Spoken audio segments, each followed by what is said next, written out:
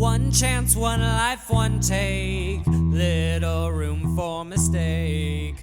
Who do you want? Welcome to the DeadFunyDeadSerious Podcast. Today, our guest is Rian Lussier, and she's coming to us from Chicago, Illinois. Midwest is best. Rian, let's just dive in. Who are you and what do you do?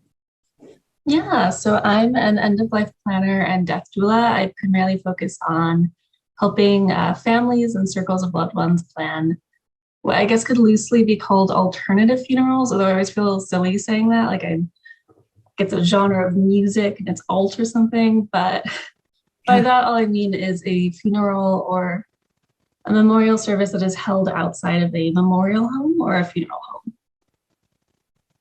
Excellent. Yeah, I think that's so interesting. Yeah, calling it alternative funerals when they're actually the original funeral. Yeah, and then they're traditional. And traditional funerals aren't. And it always reminds me of like modern art, which isn't modern. Modern art is older, but contemporary art is real. And we messed up all our words. Yeah, no, I also really, it's ironic that like what we call a traditional funeral has really only come to being in the last 100 years or so. But then these older rituals and ceremonies and practices were around for like 1,000 years, but now they're fresh and new and alternative. And so it's it's kind of it's a little cuckoo bananas to talk about it like that. Maybe we can elevate that switch and calling these back to like traditional funerals. I don't know if that's a good thing or not, but they're not really alternative. They're just, we need to re-identify with them. We need to re-associate ourselves with what this is, and you're the person. So yay, tell us like what brought you to this, and how did you get here? Yeah, so I got I guess the bullet point version of this is I got very sick when I was in high school and spent about a little bit over a year in and out of the hospital and had like an ostomy bag for a while, and then started volunteering in hospital settings because of that. And then consequently, when there were elders in my life and family members who were sick and were dying, I just felt really comfortable in those spaces. And so family members would invite me to come and help take care of them, things like that. And so I had the privilege of spending time with my grandfather while he died. And it completely on his terms and exactly what he wanted. And so because of that, I got really interested in the death care world and how we can make sure that people are being met on their terms and that they can be affirmed in what they want for the end of their life. And then I've just always worked in events and hospitality for a really long time. And so the two kind of merged, and that's how I ended up being in this specific practice. Amazing. And you trained as a death doula? I did, yes. Yeah. Okay. So that brings us to today. And the name of your company is? Song for Autumn. It's named after a Mary Oliver poem. Oh, Mary Oliver. Yeah. Always a favorite. Go right into it. What is it exactly? What does this look like? Alternative funerals. I hate even saying it. So this beautiful thing that you do. Yeah, I feel like that wording and that rhetoric is the one that for people who are grieving or planning their own loss, it clicks the easiest for them. But I would love a rhetorical shift to something much more accurate and appropriate. So for me in my practice, I'm a really big believer in that there isn't like good or bad. There isn't one right way to have a funeral or an end of life service, and that different people are going to need different things and are going to want different things. So as an end of life ceremony planner, I try not to tell people what they should or shouldn't want because I'm not them and it's not about me. And so instead, I'm really focused on letting people know all of the options that are available to them. So it's kind of where we start, and looking at like what kind of atmosphere people are interested in, what sort of conversations people would like to be having, also what they feel like they really need from this and what their grief is asking for and how we can tend to that. I try not to set up an expectation that they'll ever have closure because I don't think that that's an attainable goal. So instead, I try and focus on working with families and loved ones and people around the person who is either actively dying, planning their end of life service, or if they've already died, to figure out and locate what feels the best for them. And so with that, sometimes people, I think when planning a funeral, the instinct is to kind of call up the local funeral home or to kind of shop around those. And again, I think that's a really great option for a lot of people, but there are a lot of other options out there as well. And so there's home funerals that can be held exactly like the name implies, in your home. The restrictions for that vary a lot from state to state. So I can speak more towards Illinois, but I do know it changes a lot depending on what state, or if you're in another country, I'm sure that they also have different regulations for that as well.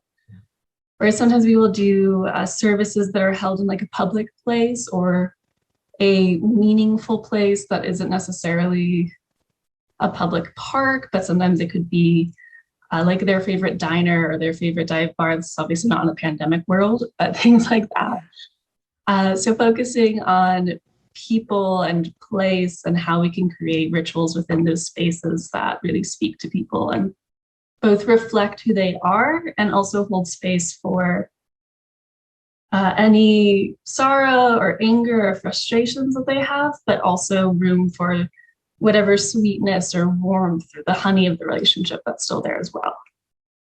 Yeah. So to clarify, so the listeners understand, so home funerals, the body can be present or not present at a home funeral. And we are talking about Illinois, and there are regulations, so check with your local agencies, but that's a little different. But when you're talking about in public dive bars, those are, the body is not present in any of those, correct? Sometimes cremains can be present, but generally speaking, the body is not, unless it's going to be a green burial type of situation, which again, that varies so much from state to state, but sometimes in certain nature areas that are near where the body will be disposed, you can have it there. But for the most part, for public places, the body isn't present. And then, yeah, like you said, for home funerals, it can be present, but it doesn't have to be. And on average, are you working more with the person who is facing death, or are you working with the families? I would say it's probably about a 70-30, and most of the time it's with the families, and then in the minority, more the people who are actively dying. Okay. So they find you in their time of need? Yes. Yeah. So what are the biggest challenges of your job? I think in terms of working with families in their time of need, and I know this is something a lot of death care workers talk about, but when you are first in the throes of grief, I think everything is just so much foggier and messier, and obviously it's different for every person, but if somebody is really clear about what they would like for their end of life ceremony or ritual, it makes things a lot easier on the people who are still alive after that person dies. And so we do come into these situations where people, families, or the people around the honoree really want to do right by them, but they have no idea what that would look like. And that's a really big obstacle that we run into, because there weren't a lot of conversations around it, but then they have this sense of guilt about if they, if they make choices that the person wouldn't have wanted and how to go about that. And that's, I think, one of the larger ones. And then I also think sometimes people, on the note of guilt, they will want to do instead of a traditional sit down and people are going to, we'll listen to a eulogy and do some readings and things like that. They want to do a nature hike because this person really loved the woods, and they're like, I think we should go through this guided walk, and they want to do something like this, and they think that that would be the right way to honor that person. But then they'll also feel this sense of guilt about, like, maybe we're missing out by not doing the a more contemporary funeral and what it's expected to be. And So I think those are the big things, is that lack of knowing exactly what the person would want. I think that's one of the bigger challenges we run into. Yeah. Across the board with anything death related, right? And getting people to finish their paperwork or make plans.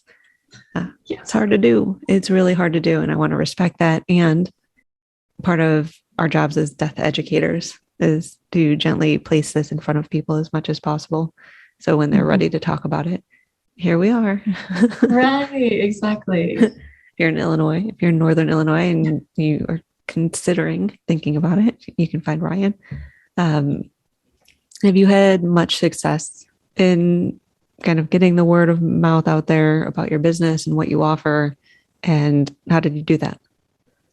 Yeah, I think that I've been practicing I'm full-time now, but I wasn't always, it takes a while to build a full-time freelance career. But initially it was a lot of word of mouth. And I also would have these community gatherings for free where people could come and work on their advance directive, and we'd work them through it. Or I'm teaching one at the public library in a month that's on this and planning your funeral. And it's hoping to get people thinking about these things ahead of time and knowing a little bit more about their options. And so I worked for a really long time as doing lots, and I still do these things. But for me, I guess the quote unquote career is more of a community role, is how I try and view it. And so for years was doing a lot of these offerings that just slowly got my name out there. And then in the pandemic, I started doing virtual memorial services for keeper memorials, which has also been very useful as well for that. And it's been also nice to be able to reach so many families who aren't just in Chicago, and to be able to kind of have these practices and these conversations with people from genuinely around the world. Yeah. If you're able to say, what's the most unique request you've had from someone? This is one I think kind of after my own heart. So maybe I'm a little biased in it. I always joke that I would like at the end of my funeral that all of my loved ones have a nice cathartic karaoke session, and that they can, sing whatever they please, but that I would prefer there to be a lot of ABBA in that mix. And but yeah, I recently had a family who wanted to all sing ABBA together at the end of the funeral, which I thought was just absolutely charming. So fun. So fun. Yeah, I'm up for a good ABBA karaoke session with the family. Yeah, which is not to say that like when we include elements like that, it makes everything like jovial and happy-go-lucky. I always try and make sure that people know that regardless of the rhetoric that we're using, that like their sorrow and their what I guess we would refer to as negative feelings, but I don't really like to use that rhetoric, but any like sadness or anger or anything like that is also just as welcome as whatever type of like whimsy or humor or warmth that they have. So what do you think about how do we get people more interested in alt funerals? How can we sell them this idea? I think people need to know that it's there, and for them to also start thinking about it earlier on, which I completely sympathize. That's not a very easy thing to do. And it's not something that most people are really actively like waking up in the morning and having their cup of coffee. And they're just like, well, what about my funeral? It's not. It's a good day to talk about death. I think though, if you can find ways to weave it into your, even on a yearly basis, my parents, for their anniversary every year, they update their advance directives and talk about it with each other, and then talk about their funerary wishes. Which is no surprising how I ended up here, but it all makes sense now. It all clicks into place, yeah. So, that is maybe one example that's obviously not for everyone, but I do think if there's a way that you can even on a yearly basis just touch base with yourself and think about it. And I also think the more that people have funerals that aren't the cookie cutter version of it, or what has been sold to us is that over the last 100 years or so, the more you attend those, I think the more people are encouraged to do things like that because they see how meaningful it can be. And then they start considering it for themselves and having conversations about it. And so I do think it's a lot of just education and conversations and connection. Yeah.